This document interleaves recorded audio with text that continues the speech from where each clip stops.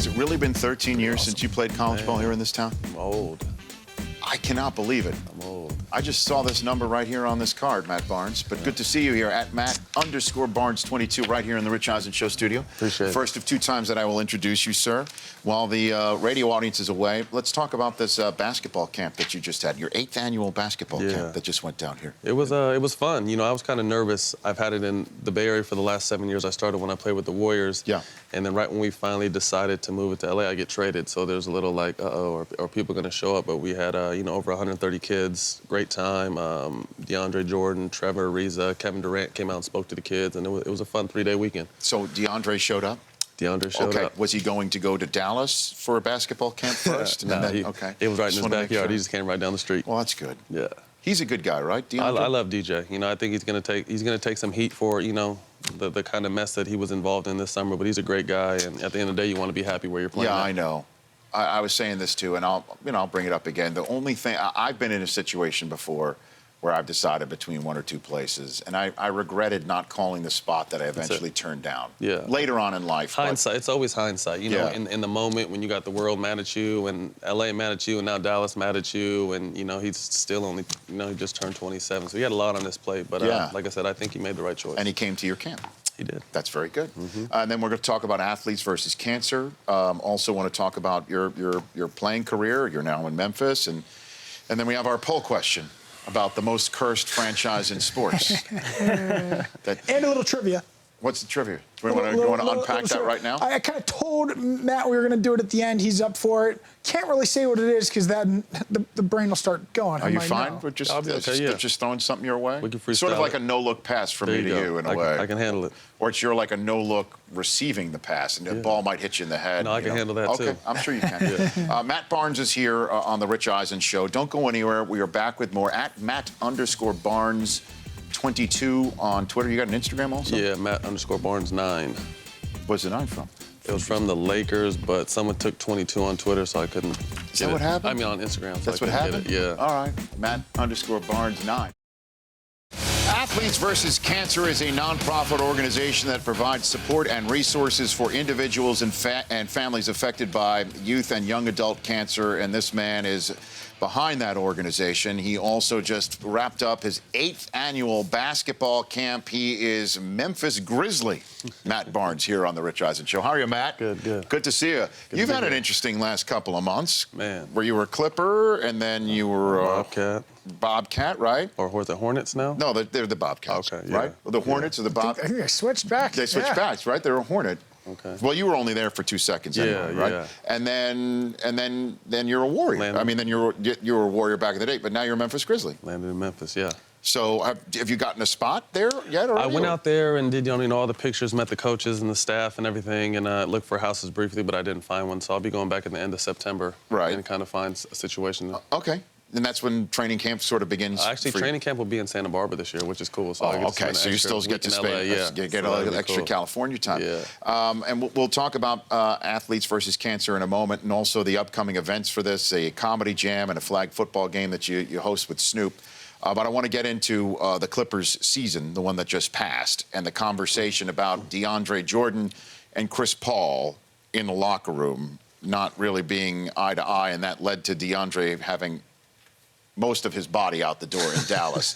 Is there anything to that, Matt? I just think, you know, in LA, I think everything's blown up. You know, we're in a fishbowl, and I think more than anything what it was is Chris is kind of an older throwback type, you know, yell at you, but it's in a good reason. It's for the team, and I think sometimes that can be misconstrued from the outside, you know, saying that they don't get along, but it was kind of more just like a big brother, little brother situation. And at the end of the day, Chris just wants to win.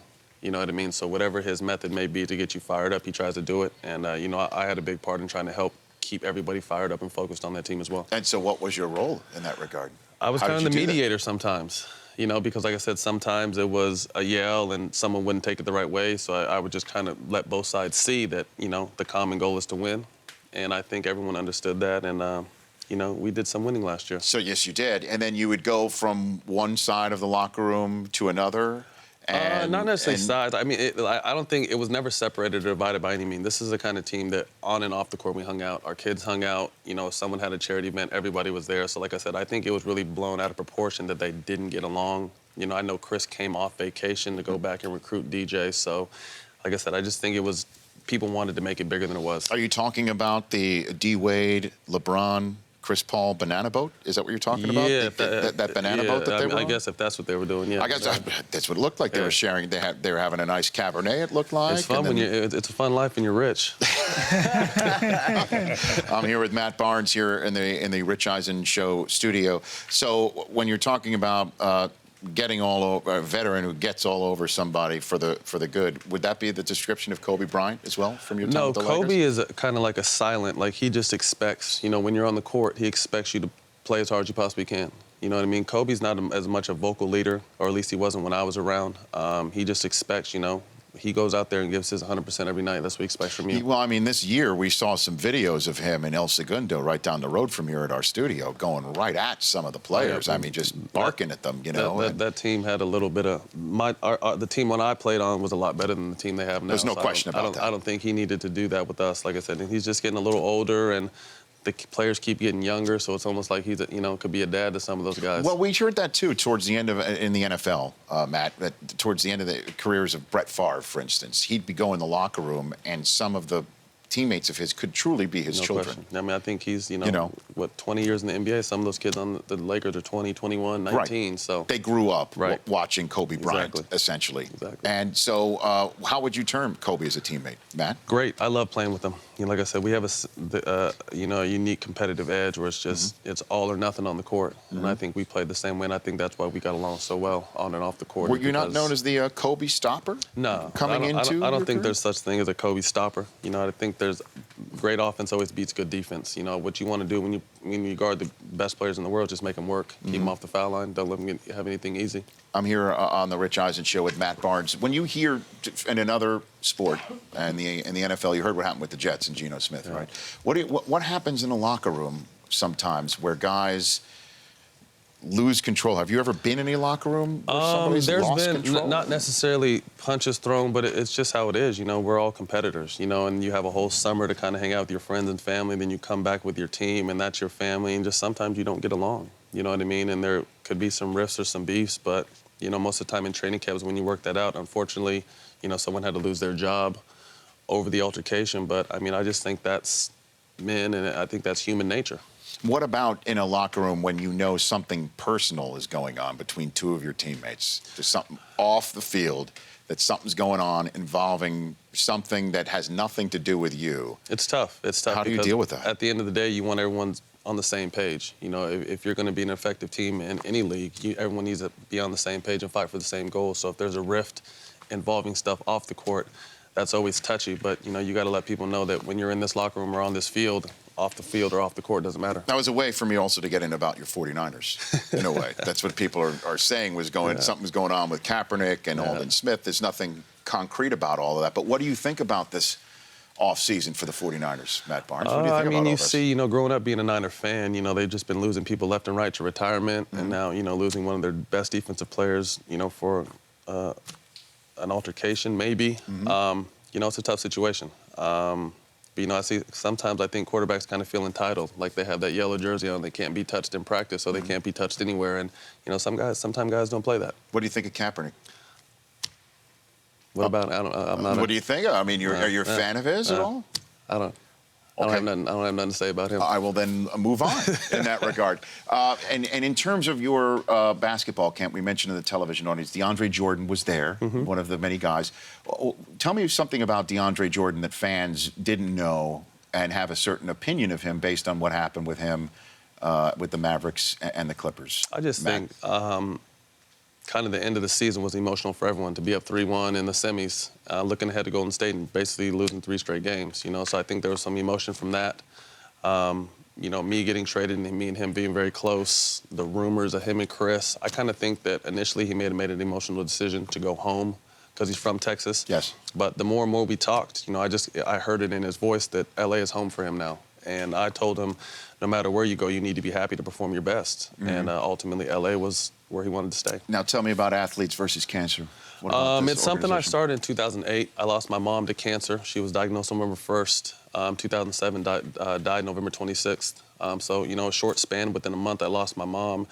And about a year after that, I just wanted to be able to help people in any kind of way involved with cancer. I've learned a lot over the years, and we've actually just changed our mission to, I've teamed up with UCLA Teen Cancer Award to provide a scholarship for kids who beat cancer that want to go to college now. Good for you, man. So That's just try to great. give back. How can people get involved in this? athletesversuscancer.org. You can find all the information. We have our third annual weekend coming up, August 21st, where we'll have an all-star comedy jam. Who's Friday coming out night. there? Who's coming out the comedy jam? Alex Thomas, Red Grant, G Thang, and I want to say a few other guys. Okay. I may have forgotten. And then 2 days later, you got a flag football game. Well, in between that, we kind of have like a private pool party that if I tell people if you're married, don't come to, because it's going to be some trouble. Just kidding. I'm not married, Matt. Well, so then, I'm you guys are invited. And then I'm on my way. Sunday, I'm happy to announce that we finally got the game to UCLA, which is my alma mater. Something I've been trying to do really hard to is get the game to UCLA. So we have the game at Sunday night, 6 p.m. at Drake Stadium. That's on the 23rd. 23rd. You and Snoop, Yeah. Mr. USC until UCLA, now, yeah. because his son plays for Jim Mora. Yeah, he told me it's always been USC versus UCLA, but now it's USC home and now it's UCLA home and UCLA away. There you go. So Snoop is a full-on convert. We converted the him. world spins long Right. enough, you see something you never see anymore. That's the jersey. Yeah, we're showing an Instagram photograph of Matt_Barnes9 because somebody's squatting on Matt_Barnes22 on Instagram right now, and there's Snoop wearing an old USC jersey. That's an old photograph. That was last year's game. Now his son plays for UCLA. Yeah. So he's got the 8 clap going. There you now. go. Okay. Now, before I let you go, Matt Barnes, you're entering your 13th season. You have played for, do you know how many franchises you played for? No. Law, do you have that number? How many franchises he's played for? 9 different teams. Yeah. Okay. 2 stints with a couple of them. You were with the Yeah. Clippers twice, obviously. And you've played under 13 different head coaches. Thought it would be interesting if you, Matt Barnes, named as many of the 13 head coaches as you could. Yeah. How many I do you can do think you that. can possibly name? I could probably get them all. Okay, let's Okay, go we have through a it. little music for you from Del Tufo here, Go hopefully. ahead, Mike Del Okay. Tufo. He's going to play some music, and here's Matt. Oh. So You I can, think you can phone, I think you can phone a friend. Here we go. So entering the 13th season, you are Okay. the Clippers, 2003-2004 Clippers. Who are your coaches? Do you have Mike. the list right here, Chris? I got Law? I have the entire list here. We don't need to go in order. You can just name them. And I'll go. I thought we got Mike Dunleavy, Correct. Your first coach. Rick Adelman, Is that correct? That is correct. Kings.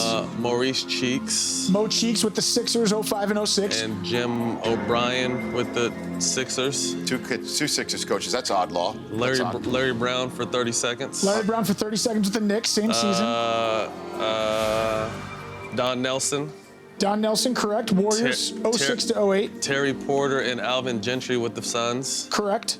Van Gundy with Orlando. Stan Van, Phil Jackson with the Lakers, and Mike Brown with the Lakers. 2 for 2 in LA. How many more? How many more do we have to go? 3 more to go. 3 more to go. And then Doc and Benny for the Clippers. Vinny Del Fuego. And the only then- one that you don't have is your And my, current, my new coach. David Yeager. Yeah, Jaeger. You should have made him say it. He doesn't even have a home there yet. I didn't want to, he knew it. Yeah. He knows this is coach. Matt Barnes. That's amazing. Yeah. Wow. It's been a journey. My first 5 years, I didn't really get to play, so I bounced on 5 or 6 teams in 5 years. And then, once I started playing, it's been a little more steady. So go to athletesversuscancer.org, correct, and get on board with what Matt Barnes is doing for families affected by youth and young adult cancer. You're a good man, sir. Thank you for coming in. Yeah, thank you you are. for having me. I think we're 9 months old. You're the first association player to visit us. We had Doc in studio. Yes, we had him in studio but for we a haven't had coach. the first player that we've got in. Please come Good to back. be here. Please come back. Let's do it. You got it. Matt Barnes right here you. on The Rich Eisen Show. Appreciate We're it. back at 66 of the clock with more here on The Rich Eisen Show. The Rich Eisen Show, weekdays at noon Eastern. On Audience.